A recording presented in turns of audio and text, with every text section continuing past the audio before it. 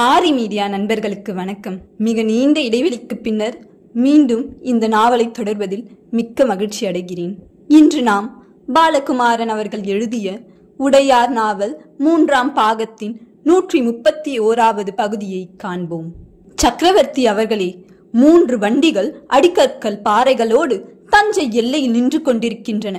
முதல் வண்டியில் நீங்களும், 2வது வண்டியில் இளவரசர் அவர்களும், 3வது வண்டியில் பெருந்தச்சரையும் ஏற்றி அதை தஞ்சைக்குள் ஓட்டி வர வேண்டும் என்று சிற்பிகள் விரும்புகிறார்கள். உங்கள் வருகையை மக்கள் ஆவலோடு எதிர்பார்க்கிறார்கள். அப்படியா? நல்லது. இங்கு வந்தும் 5 நாட்கள் ஆகிவிட்டதல்லவா? போதும் என்று நினைக்கின்றேன். என்ன சொல்கிறீர் சதாசிவாச்சாரி? இது அதிகம். மக்கள் விம்மி கிடக்கிறார்கள். உங்களை பார்க்க முடியுமா என்று நினைத்தது போக உங்களோடு பேசியும் பாடியும் ஆடியும் பார்த்து விட்டார்கள் அல்லவா? அதிலேயே அவர்கள் மிகுந்த சந்தோஷத்தில் இருக்கிறார்கள். வீரர்கள் எப்படி இருக்கிறார்கள்? அவர்கள் மிக ஆரோக்கியமாக இருக்கிறார்கள். ஒதுங்கியிருந்த சாளுக்கிய வீரர்கள், ராஷ்டிரகூட வீரர்கள் எல்லோருமே முனைப்பாக வேலை செய்ய ஆரம்பித்திருக்கிறார்கள். அவர்கள் வகைக்கு உணவு சமைத்துக் கொள்ளலாம் என்று நீங்கள் சொன்னது மிக பெரிய சந்தோஷம். பாத்திரம், பண்டங்கள், அடுப்பு வழங்கியது மிக பெரிய ஆனந்தம். இது தனி குழுவாக போய்விடுமோ என்று கவலையும் எனக்கு இருந்தது. சாப்பாடு தனி, கூடாரம் தனி, குடில் தனி என்று தனியாக போய்விடுவார்களோ என்று கவலை கொடுக்கும் ஏற்பட்டது. இல்லை, நீங்கள் கவலைப்பட வேண்டாம்.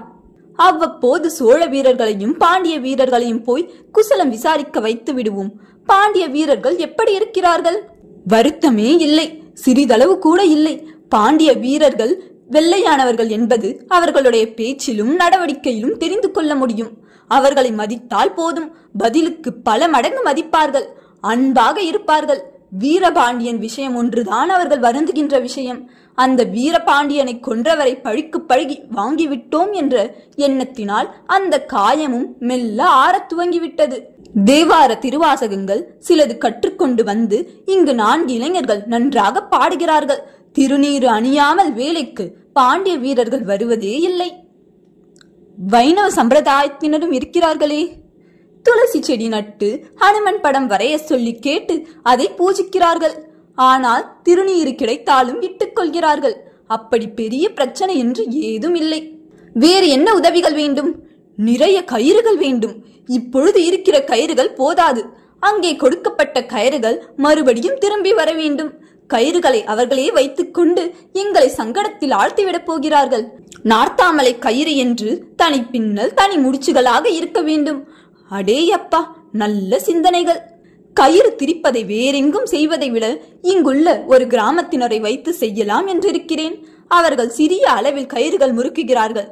சக்கரம் சுற்றி தேங்காய் நாரும் கோரை புற்களுமாய் வைத்து சுற்றுகிறார்கள். அந்த கயிறுகள் ஒரு தனி நிறத்தில் இருக்கின்றன. நல்லது, செய்து கொள்ளுங்கள். தஞ்சையிலிருந்து இதற்கான ஆட்களை கொண்டு வர ஏற்பாடு செய்ய போகிறேன். செய்து கொள்ளுங்கள்.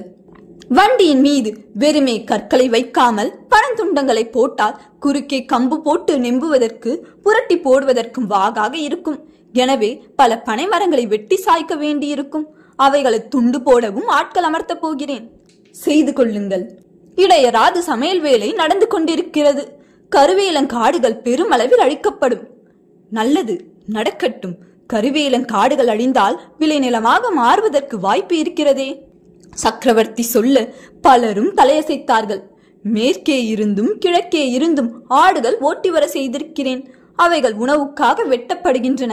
ஆனால் வெட்டப்படும் வேகத்தை பார்த்தால் அந்த ஆடுகள் போதாது என்று தோன்றுகிறது. எனவே தஞ்சையிலிருந்து ஆடுகள் வேண்டும்.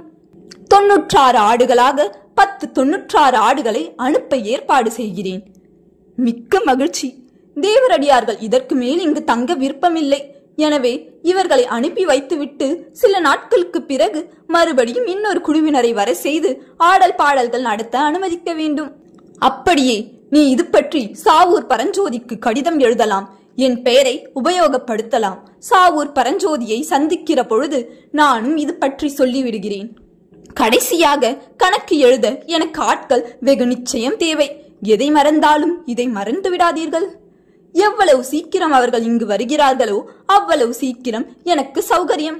இல்லையெனில் பிசகான கணக்கு இருக்கும். எனக்கும் தஞ்சைக்கும் அபிப்பிராய பேதம் ஏற்படும். பெருந்தச்சனின் கோபத்திற்கு நான் ஆளாக விரும்பவில்லை. இதில் கோபப்படுவதற்கு என்ன இருக்கிறது சதாசிவம்? உன் கற்கள் திசை மாறி வேறெங்கேனும் போய்விடுமா அல்லது ஆற்றில் கரைந்து விடுமா? நீண்ட அடிக்கட்டைகள் தஞ்சை வந்துதானே ஆக வேண்டும். இல்லை, ஒரு சிறிய கவலை ஏற்பட வாய்ப்பிருக்கிறது. என்ன? வழியில் உள்ள கிராமத்தினர்கள் இந்த அடிக்கட்டைகளை பார்த்துவிட்டு தங்களுடைய கோயில்களுக்கு இவை உதவுமோ என்ற எண்ணத்தில் எனக்கென்று இறக்கி வைத்து விட்டு போயேன் என்று கேட்டிருக்கிறார்கள். 6-7 கிராமங்களில் இதை போல் விண்ணப்பங்கள் வந்திருக்கின்றன. அவர்கள் ஆவல் குறித்து கவலையாக சிற்பிகள் என்னிடம் சொன்னார்கள்.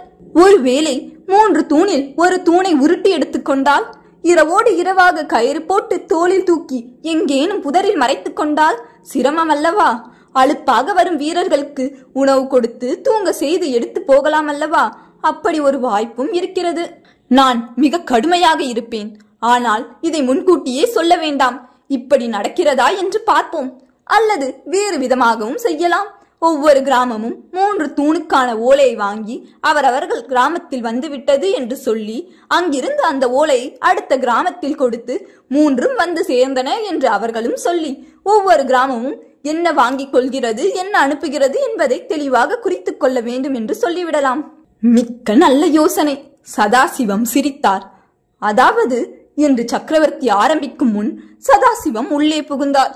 அதாவது ஒவ்வொரு கிராமமும் அனுப்பப்படுகின்ற கற்களுக்கு பொறுப்பு. தன்னுடைய எல்லையிலிருந்து மறு எல்லைக்கு அந்த கிராமம் தான் கற்களை அனுப்ப வேண்டும். கூடவே வீரர்கள் வருவார்கள். யானைகளும் ஆடுகளும் வண்டியை இழுக்கும், முட்டு கொடுத்து தள்ளும். கிராம மக்களும் உதவ வேண்டும். நன்றாக இருக்கிறது நீ சொல்வது. நானும் அதைத்தான் சொல்ல வந்தேன். போகும்போது பாதை செப்பனிட்டுக் கொள்வதும் அவர்கள் பொறுப்பு. இதை இவர்கள் செய்ய வேண்டும், அவர்கள் செய்ய வேண்டும் என்று எதிர்பார்க்க கூடாது. ஆனால் வெறுமே செய்வார்களா? வந்தியத்தேவர் கவலையோடு கேட்டார். இல்லை, அதற்குண்டான சன்மானம் கொடுத்துவிட வேண்டும். தட்சணைகள் கொடுக்க வேண்டும். அந்த கிராமத்தை சுற்றியுள்ள சிறு பாறைகளை உடைத்து கற்களாக்கி பள்ளங்களில் போட்டு நிரப்பி மேலே மண் போட்டு தூவி பாதையை கெட்டிப்படுத்தி செம்மைப்படுத்த வேண்டும். செம்மைப்படுத்துவதற்கு கூலி கொடுத்து விடலாம். பொற்காசுகள் கொடுத்தால் போதாது சக்கரவர்த்தி. தானியங்கள் எதிர்பார்க்கிறார்கள். சோளமும் கேழ்வரகுமே தின்று வளர்ந்தவர்களுக்கு அரிசி சோறு மீது காதல் வந்து விட்டது. அவ்வப்போது அரிசி சோறும் அவர்களுக்கு கிடைக்கிறது. எனவே கூலியாக அரிசி கேட்கலாம். கொடுத்து விட்டால் போயிற்று. அது அவ்வளவு எளிதல்ல. தஞ்சையினுடைய அரிசி இவ்வளவு தூரம் வர வேண்டும் என்றால் தஞ்சையில் விலை ஏறிவிடும். தஞ்சையில் விலை ஏறாதிருக்க வேண்டும் என்றால் என்ன செய்ய வேண்டும்? தொண்டை நாட்டிலிருந்தும் நடுநாட்டிலிருந்தும் திரிசிரபுரத்திலிருந்தும் மதுரையிலிருந்தும் தானியங்கள் வர வேண்டும். ஏற்பாடு செய்யலாம். இது மட்டுமல்ல, வேளாளர்களுக்கு சொல்லுங்கள், உற்பத்தியை அதிகரிக்க வேண்டும் என்று கட்டளையிடுங்கள். விளைநிலங்கள் அதிகமாக்குவது வேளாளர்கள் கையில் மட்டும் இல்லை, வேறு யார் கையில் இருக்கிறது? காவிரி தாயின் கையிலும் இருக்கிறது. மழை நன்கு பொழிந்து பூமி குளிர காவிரியில் வெள்ளப்பெருக்கு எடுத்து வந்தால் பல கால்வாய்களில் தண்ணீர் நிரம்பி விளைநிலங்கள் அதிகமாகும். ஒருவேளை இந்த முறை மழை பொய்துவிட்டு நமக்கு சிரமங்களை ஏற்படும். மழை பொய்க்காது வந்தியத்தேவரே.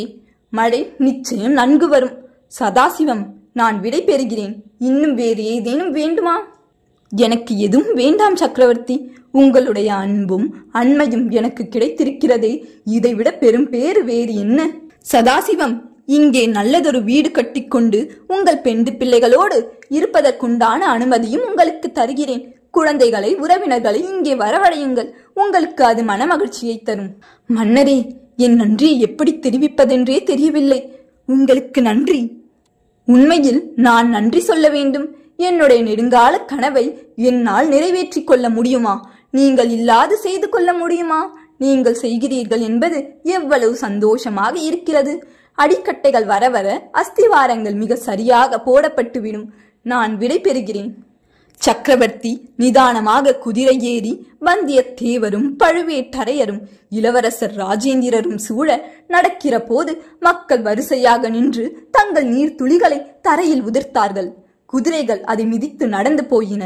மக்களை உற்று பார்த்த வண்ணம் நிதானமாக குதிரையை ஓட்டியவர் எல்லைக்கு வந்தவுடன் குதிரையை விரட்டினார்.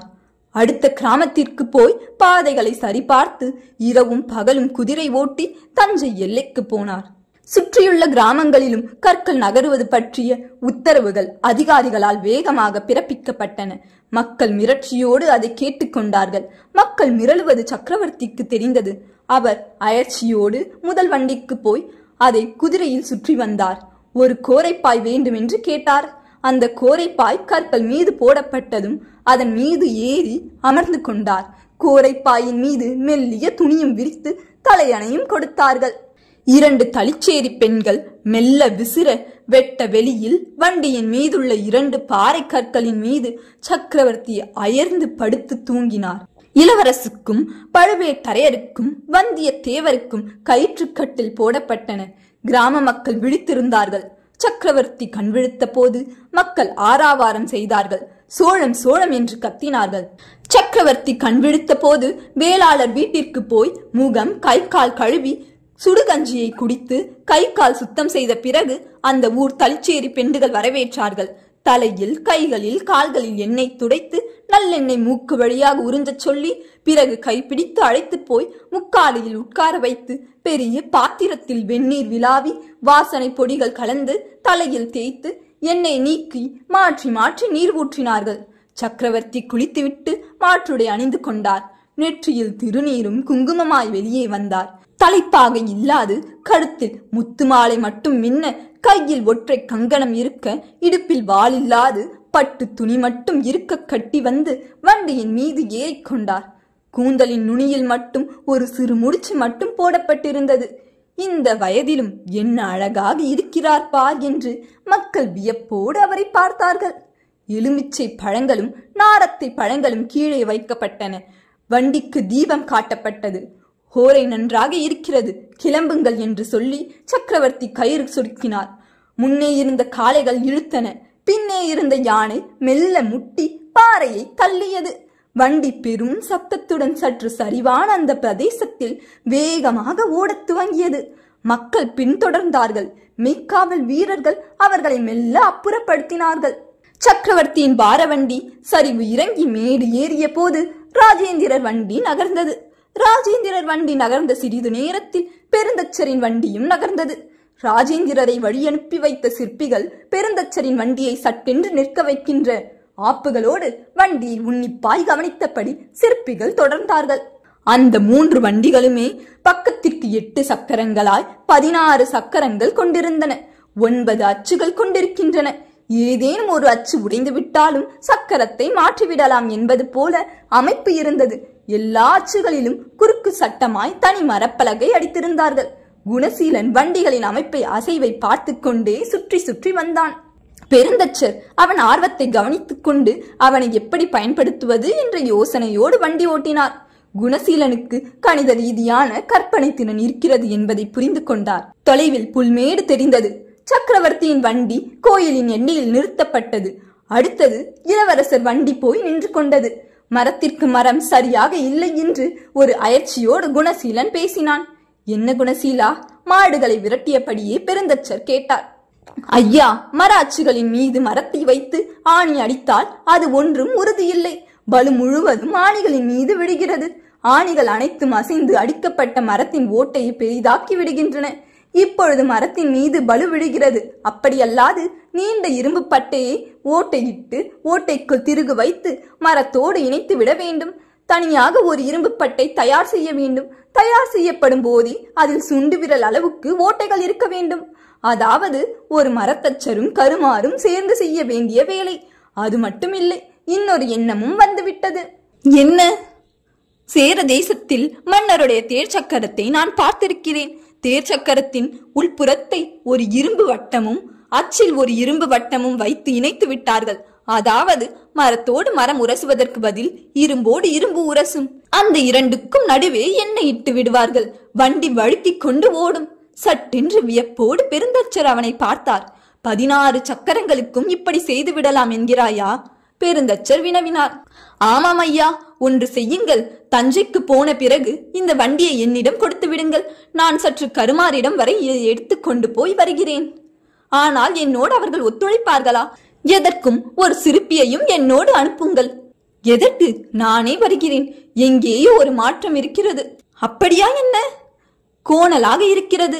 நான் வந்து பார்க்கட்டுமா? ஓடும் வண்டியில் தாவி ஏறி அவருக்கு அருகே நின்று கொண்டான். வண்டி ஓடியது. அவர் தோலை பற்றி கொண்டான். சிற்பிகள் அவனை கொஞ்சம் பொறாமையோடும் ஆவலோடு பார்த்தார்கள். உட்கார்ந்து கொள். பெருந்தச்சர் அவர் இடப்புறம் கை காட்டினார். பெருந்தச்சரின் இடப்புறம் அமர்ந்து கொண்டான். அவன் கையில் கடிவாளம் கொடுத்தார். பார், இடப்பக்கம் மாடுகள் சிரமப்படுகின்றன. வண்டி ஏதோ ஒரு பக்கமாய் போவது போலில்லை. இல்லை, அது அச்சினுடைய கோளாறு. மாடுகளினுடைய உயரமும் சரியாக இல்லை. மாடுகள் கட்டியதும் தவறு. இடப்பக்க மாடுகள் உயரமாக இருக்கின்றன, அதனால் கஷ்டப்படுகின்றன. முதல் மாட்டையும் மூன்றாவது மாட்டையும் மாற்றிவிட வேண்டும். அப்பொழுது இழுப்பு சரியாக இருக்கும். உரசல்கள் மிக அதிகமாக இருக்கின்றன. ஐயா, சப்தமே இல்லாமல் வண்டிக போக வேண்டும். கடக் கடக்கென்று ஒரு பெருந்தேர் போவது போல் வண்டி எத்தனை தடவை போக முடியும்? ஒவ்வொரு முறையும் அச்சை மாற்ற வேண்டியும் வரலாம். 131வது பகுதியின் பிற்பகுதியை அடுத்த பதிவில் காண்போம். அதுவரை உங்களிடம் இருந்து விடைபெறுவது உங்கள் நான்.